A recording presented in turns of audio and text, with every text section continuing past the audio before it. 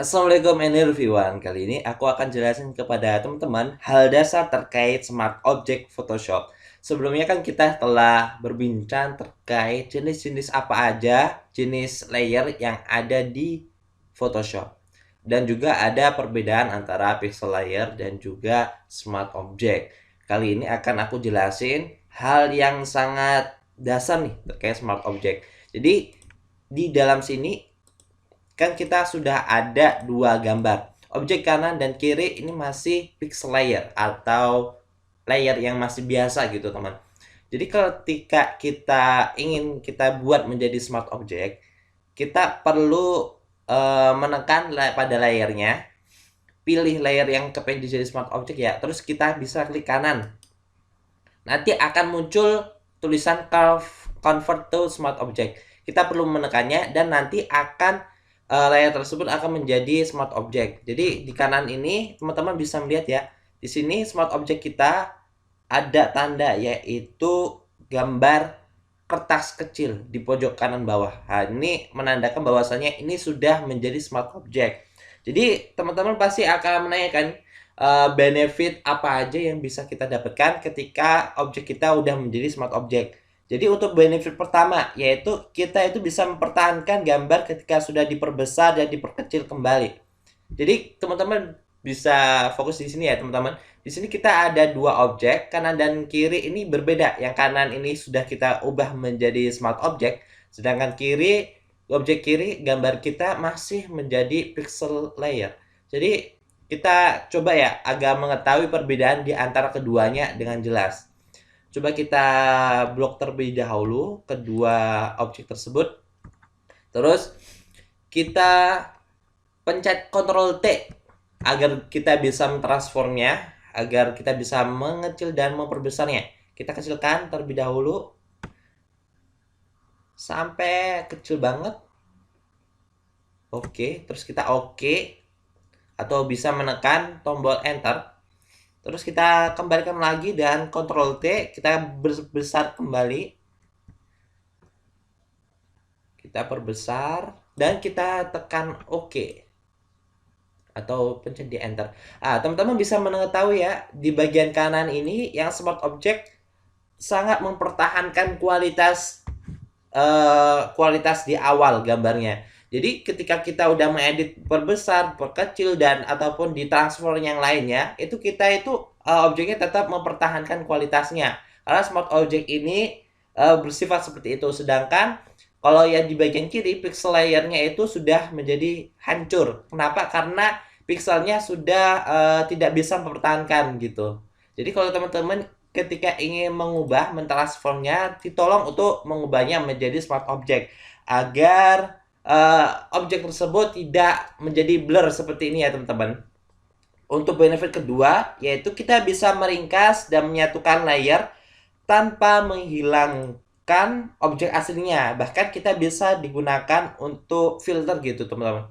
Contohnya gini, ini kan kita ada gambar rumah dan ini udah aku buat per indikatornya, jadi kayak atap, ini tembok, jendela, pintu. Di sini kan ada beberapa layer kan.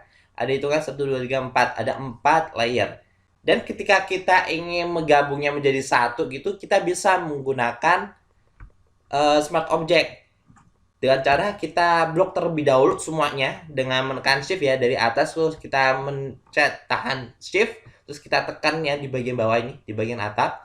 Terus kita klik kanan, kita ubah langsung menjadi convert to smart object. Nah, di sini teman-teman akan melihat di sini udah menjadi satu layer kan. Jadi ini hampir mirip seperti merge gitu ya, teman-teman.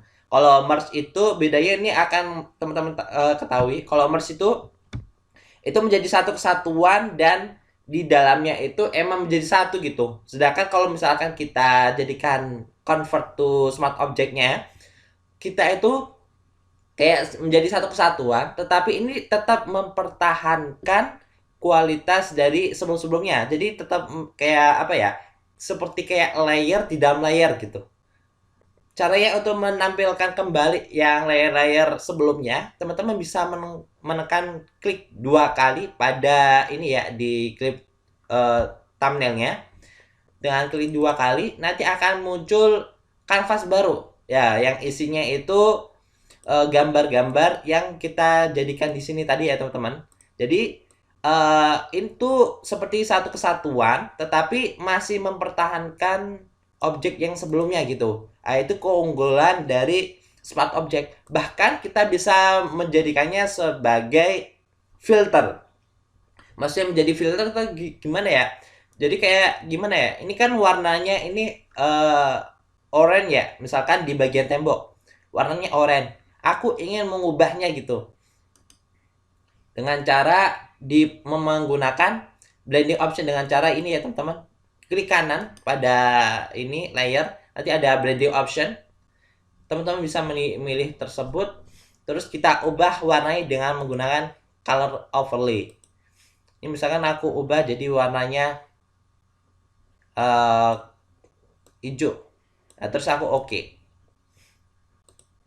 Nah, ini gambar-gambarnya sudah akan aku ubah-ubah ya warnanya. Kita gunakan lagi ke ubah-ubah warnanya yang lain. Jadi ketika kita ingin mengubah gitu ya teman-teman, itu tidak usah membuat dari awal gitu. Kalau misalkan kita tadi menggunakan merge, kita kan nggak bisa mengubah warna-warnanya ya, nggak bisa digunakan sebagai filter. Sedangkan kalau misalkan kita pakai ini, menggunakan Smart Object, kita itu masih bisa mengubah-ubahnya gitu, tanpa membuat dari awal lagi. Ketika teman-teman sudah dirasa sudah menggunakan filter semuanya, itu teman-teman bisa meng-close. Nanti akan tulisannya save change gitu. Kita tekan aja yes. Ketika kita sudah, nanti akan langsung terubah nih yang ada di tampilan awal. Kanvas yang dimula-mula langsung diubah sesuai dengan yang kita pilih tadi. Jadi itu termasuk salah satu keunggulan di Smart Object. Dan terakhir, benefit yang ketiga yaitu kita bisa menggunakan untuk desain mockup.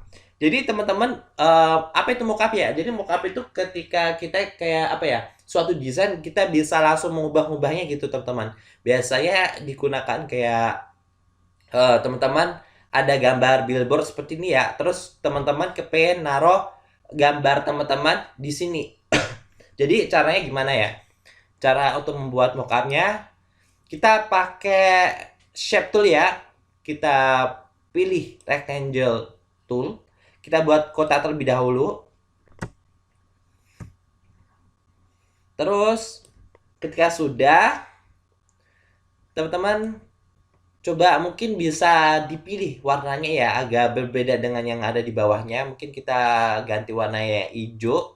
Jadi ini nggak wajib warna hijau ya teman-teman. Jadi terserah teman-teman mau warnanya apa aja bisa kok. Ketika sudah dapat, nanti kita tekan di layernya, terus kita pilih di bagian edit. Di sini ada pilihan touch font, teman-teman bisa memilih distort. Teman-teman, oh ya, aku kelupaan. Ketika sudah bikin ini, teman-teman jangan lupa untuk mengubahnya menjadi convert to smart object. Jadi sebelum kita distort, kalau alangkah baiknya kita ubah menjadi smart object terlebih dahulu ya gitu. Terus nanti kita pilih edit, terus di bagian transform kita pilih dan pilih distort. Agar memudahkan kita, ini teman-teman bisa opacity dikurangin dengan cara kayak kalau aku biasanya mengebloknya, terus nanti aku bisa men-scroll ke bawah menggunakan mouse. Ini bisa dilihat, jadi kita bisa tahu di belakangnya itu ada objek apa nih gitu. Ketika sudah dirasa bisa kelihatan warna putihnya, kita langsung sesuaikan dengan yang ada di bawahnya sini ya, yang warna putih. Jadi semua warna putihnya yang billboardnya itu kita tutupin semua dengan shape yang telah kita buat. Ini fungsinya buat apa ya? Jadi ketika kita telah menutup semuanya gitu ya teman-teman, nanti ini akan digunakan sebagai desain here-nya gitu. Jadi nanti kita bisa menaruh desain-desain kita di sini. Ketika sudah, nanti kita pencet OK dan opacity-nya kita naikkan lagi menjadi 100%. Ketika udah selesai gini ya teman-teman, udah cakep. kita bisa menekan 2 kali pada ininya, pada klip thumbnailnya. Kita klik 2 kali. Ketika udah muncul gini ya, teman-teman bisa menaruh desainnya. Jadi kalau misalnya di sini, mungkin biar lebih enak ya teman-teman, kita ubah warna kategorinya, kita ganti tulisannya design here, biar mirip seperti mockup pada umumnya ya. Kita ganti ini biar bisa menandakan kalau orang-orang kalau misalkan membuka mockup kita bisa tahu ini tulisannya design here, berarti kita itu kalau misalkan kepengen mengubahnya, kita tulis di sini aja, taruh di sini, terus kita klik 2 kali pada klik thumbnail tadi. Terus sekarang kita bisa menaruh gambar kita. Caranya gampang, tinggal drag and drop seperti penjelasan kita sebelumnya. Kita drag and drop, kita udah, tinggal di oke. Kita bisa ini ya, bisa membuat biar pas gitu. Jadi nggak kayak seperti ini. Kalau sini kan ada sisa warna hijau-hijaunya. Kita perbesar agar semua gambarnya itu masuk gitu. Oke. Gini kan udah pas ya, teman-teman. Jadi semuanya tertutupi warna hijaunya. Ketika sudah dirasa udah pas, nggak ada kelihatan hijaunya lagi, kita bisa meng-close dan mencet yes. Ketika udah, ini langsung berbeda kan? Jadi ini cara kita untuk membuat mockup.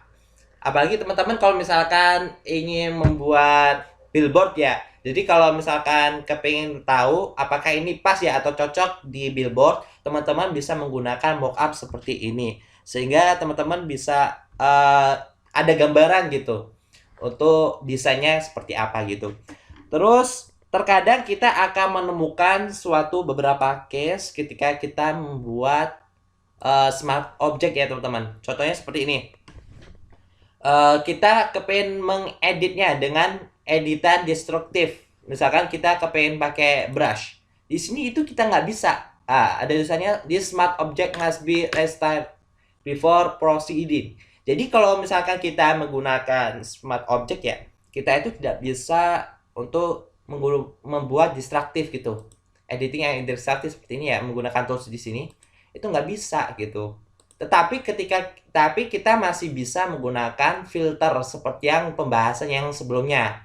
Yang di sini tadi ya, mengubah warna-warnanya menggunakan filter itu bisa. Tetapi kalau misalkan kita distraktif di sini langsung, itu kita nggak bisa. Jadi gimana nih cara untuk kita biar bisa menggunakan distraktif itu? Kita perlu untuk mengubahnya menjadi rasterize. Jadi kenapa kok bisa hal ini terjadi? Karena di Photoshop sendiri penggunaan tool seperti kayak text, shape misalkan itu merupakan tool yang menghasilkan data vektor. Sedangkan kalau gambar atau foto yang dibuka yang seperti kita buat tadi kayak drag and drop itu justru seperti raster gitu. Jadi harus disamakan jenisnya terlebih dahulu sama raster agar kita itu bisa menggunakannya. Jadi tidak ada yang seperti ini, warning seperti ini gitu. Jadi cara untuk menjadikan rasterize itu kita dengan cara klik kanan pada ini ya, pada layer, jangan pada klip thumbnail, tapi pada layer tulisannya ini. Nanti akan muncul tulisannya rasterize layer. Ketika kita udah menekan di sini ketika udah menekannya kita sudah bisa menggunakan brush lagi gitu. Contohnya seperti ini ya. Jadi kita perlu membuatnya menjadi raster terlebih dahulu agar kita buat menjadi bisa menggunakan brush kembali pada layer tersebut gitu. Itu salah satu case pada smart object. Mungkin itu aja yang bisa saya sampaikan.